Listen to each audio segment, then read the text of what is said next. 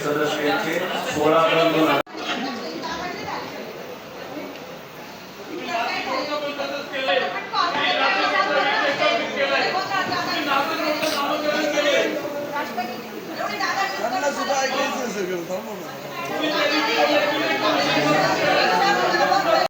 त्याची जी तरतूद आहे ती आता प्रशासनाला आदेशित करते की बजेटमध्ये प्रत्येक प्रभागात जिथे खेडे येतात त्याला जागा तरतूद करण्यात यावी आणि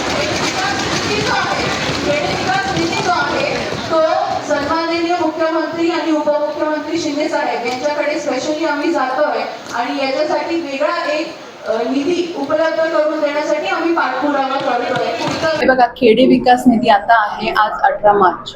हा अतिशय महत्त्वाचा मुद्दा आहे, यात दुमतच नाहीये। कारण जेव्हा नाशिकच्या कुंभमेळ्यासाठी एवढा सगळा निधी उपलब्ध होतोय आणि सगळीकडे विकास होणार आहे, तर निश्चितपणे ज्या ज्या प्रभागामध्ये खेड्यांचा समावेश आहे त्यांना देखील असं प्रश्न विचारले जातात नागरिकांकडनं की आमचा विकास कधी होणार, अख्ख्या नाशिकचा विकास आहे कुंभमेळ्याच्या धर्तीवरती, तर आमच्याकडे कधी कोण लक्ष देणार।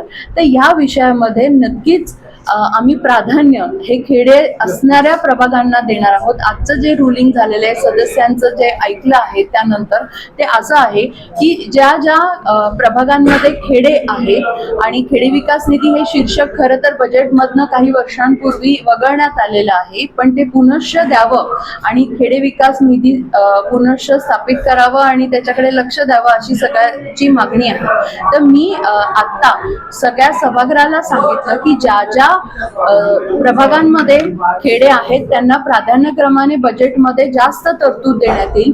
त्याचबरोबर हे जे खेडे असणारे प्रभाग आहेत त्यांच्यासाठी खेडे विकास निधी जो आहे तो शासनाकडे पाठपुरावा करून सन्माननीय मुख्यमंत्री व आपले उपमुख्यमंत्री शिंदे साहेब यांच्याकडे जाऊन आम्ही महानगरपालिकेची म्हणून स्पेशल तरतूद वेळ पडली तर सेंटरला खट्टर साहेबांकडे देखील याची मागणी करून त्याचा पाठपुरावा करू अशा प्रकारचं रुलिंग देण्यात आलेलं आहे।